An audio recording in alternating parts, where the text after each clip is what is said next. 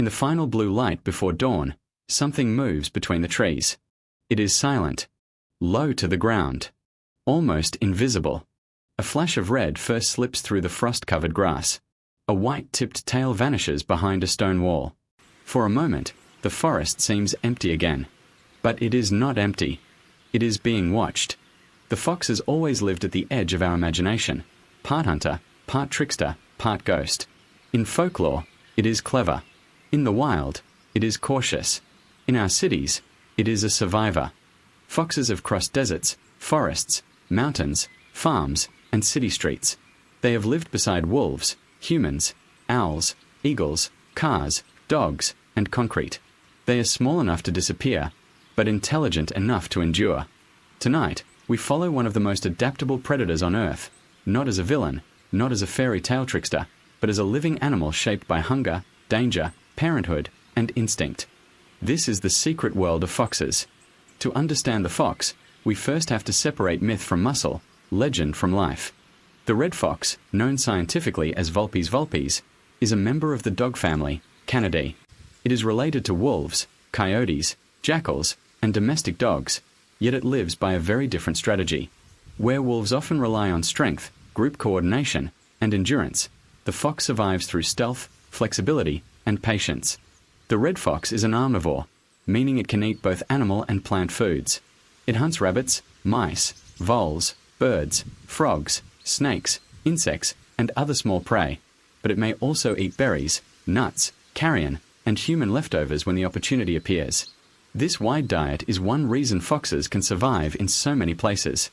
Across much of the northern hemisphere, the red fox has become a master of edges, the border between forest and field, wild land and garden, silence and human noise. National Geographic Kids describes the red fox as one of the most widespread meat-eating mammals on the planet, thriving across much of the northern hemisphere and even adapting to suburbs and cities. This is not an animal that needs untouched wilderness to survive. It needs cover. It needs food. And it needs a place to vanish. A fox's body is built for that vanishing act.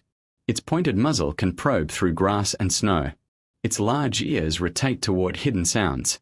Its long, bushy tail helps with balance, warmth, and communication. Its eyes are adapted for low light, allowing it to move when humans see only shadows. The Mammal Society describes red foxes as highly adaptable carnivores found in habitats ranging from wetlands and mountains to farmland, woodland, urban gardens, and suburban spaces. In other words, the fox does not simply live in nature. It lives in the cracks between worlds. When darkness falls, the fox becomes a listener. It does not crash through the landscape. It studies it.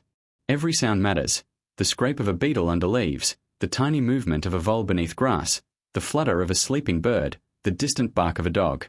Foxes are often crepuscular or nocturnal, meaning they are especially active around dawn, dusk, and at night, though activity can vary depending on habitat, food, and human disturbance. For a fox, night is not empty. Night is full of signals. A hunting fox may freeze in place for several seconds, its head tilted. Then, without warning, it springs. The famous fox pounce is one of nature's most elegant hunting moves. The animal leaps high, arches its body, and dives nose first into grass or snow. If the calculation is right, it rises with prey between its jaws. But no hunt is guaranteed. A fox is not the largest predator in its world. It cannot afford to waste energy. It must make choices constantly: chase or wait, dig or move on, risk exposure or retreat. Its diet changes with the landscape.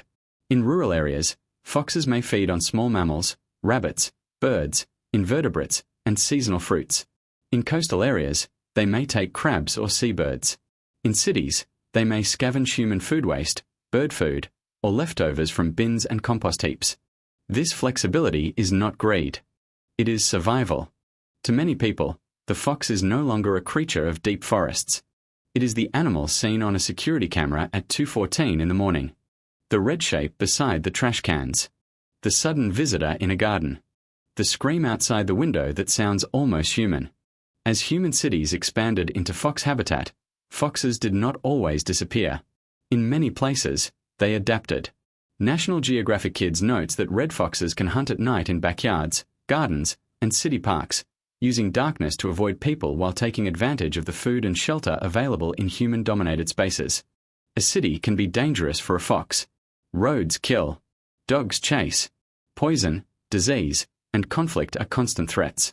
But a city also offers warmth, rodents, discarded food, quiet gardens, and hidden den sites. The urban fox is not tame. It is not a pet. It is a wild animal that has learned the map of our leftovers. In urban environments, fox dens may be found under sheds, porches, and other sheltered spaces, especially where food is nearby. A garden that looks ordinary by day may become part of a fox's territory by night. And this is where misunderstanding begins. Some people see a fox and imagine danger. Others see cuteness and want to feed it. But both responses can harm the animal. Wildlife guidance commonly warns people not to feed foxes, because feeding can make them dependent on humans and reduce natural survival behaviors. A fox may live near us, but it should not belong to us. Of all the sounds in the nighttime world, few are as unsettling as the cry of a fox. It can sound like a scream, a bark, a sharp, cracked call from another world. For centuries, that sound helped build the fox's reputation as something supernatural. A red shape in moonlight, a cry at the edge of sleep, an animal that appears and disappears before anyone can explain it. But the fox's voice is not magic. It is communication. Red foxes use calls to communicate, mark territories, attract mates, and warn rivals.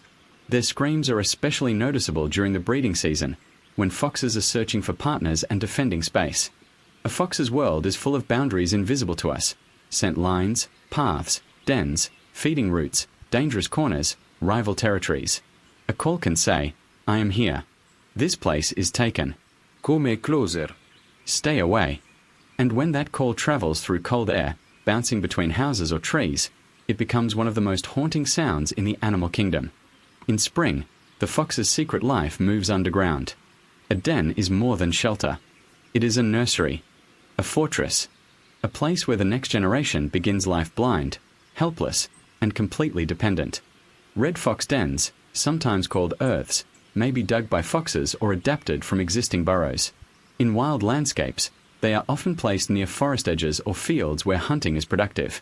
In cities, they may be hidden under sheds or porches. Fox young are often called pups, cubs, or kits. At birth, they are fragile and hidden away from the open world. According to the Mammal Society, red fox cubs are born blind and deaf in spring and remain inside the den for about 4 weeks before they begin appearing outside. The world above them is full of risks: birds of prey, coyotes, dogs, disease, humans.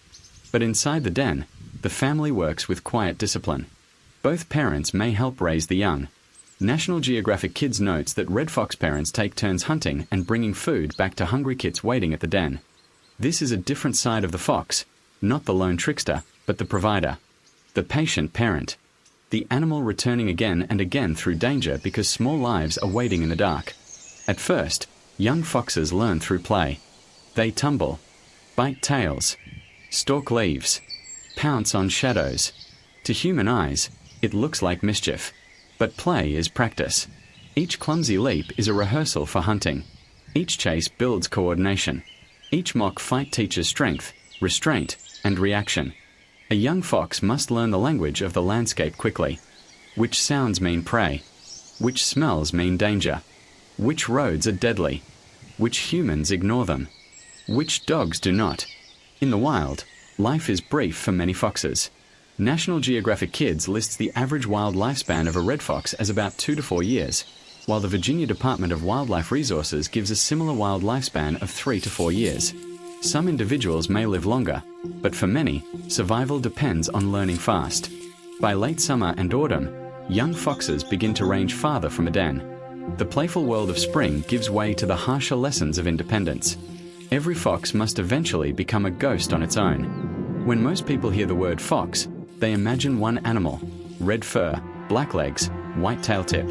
But foxes are more varied than that image suggests. The red fox is the largest of the true foxes and is found across much of the northern hemisphere, including parts of Asia, Europe, North America, and North Africa. Yet within the wider fox family, different species have adapted to dramatically different worlds.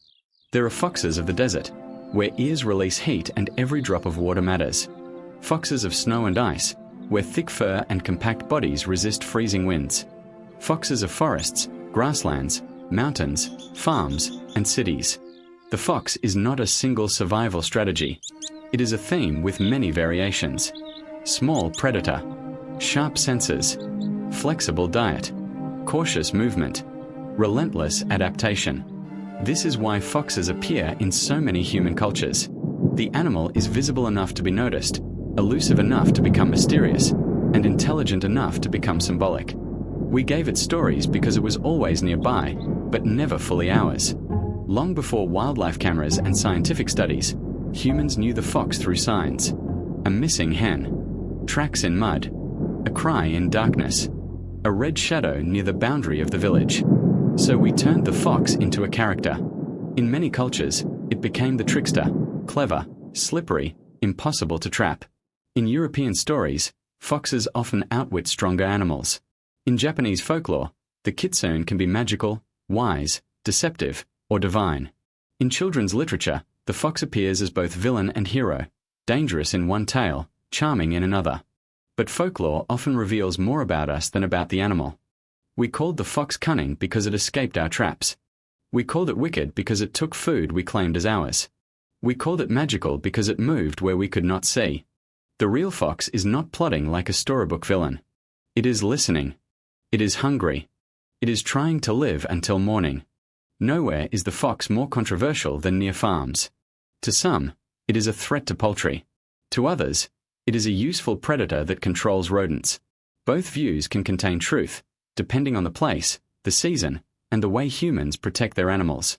The Virginia Department of Wildlife Resources describes red foxes as omnivorous and notes that their diet includes rabbits, mice, squirrels, birds, insects, nuts, and fruits. It also notes that poultry losses are often linked to husbandry practices, meaning that secure housing and proper protection can greatly affect the risk. The fox does not understand ownership. It understands opportunity. A loose hen is prey. A gap under a fence is a path. A field full of mice is a hunting ground. In agricultural landscapes, foxes may remove rodents that damage crops or stored feed. But when human animals are poorly protected, conflict follows. The story of the fox and the farm is not simply a story of predator and victim. It is a story of boundaries, and what happens when wild hunger meets human expectation. For all its cleverness, the fox is vulnerable. It is not at the top of the food chain everywhere it lives. Young foxes may be threatened by larger predators. Adults may face coyotes, wolves in some regions, eagles, dogs, humans, and vehicles. Disease can move through populations quickly. Mange, in particular, can weaken foxes by damaging their skin and fur, leaving them exposed to cold and infection. The modern landscape offers food, but it also offers hazards foxes did not evolve to understand. Speeding cars, toxic chemicals, plastic waste, traps, poisons, and fragmented habitat. Even adaptation has limits. A fox can learn the rhythm of a neighborhood. It can learn when people sleep. It can learn where bins are left open. But it cannot negotiate with traffic. It cannot read warning labels. It cannot know that a friendly handout may teach it dangerous trust.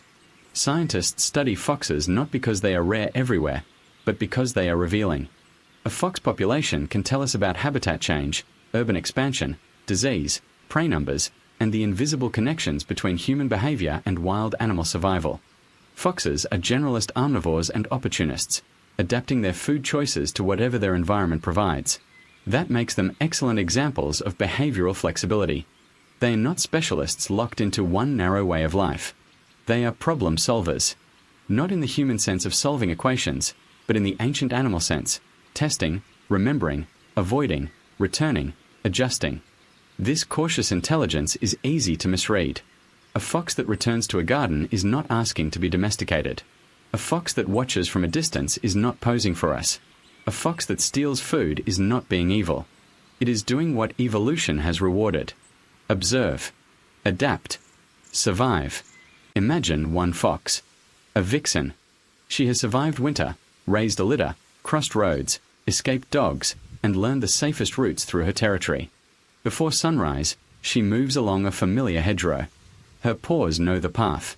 Her nose reads last night's story.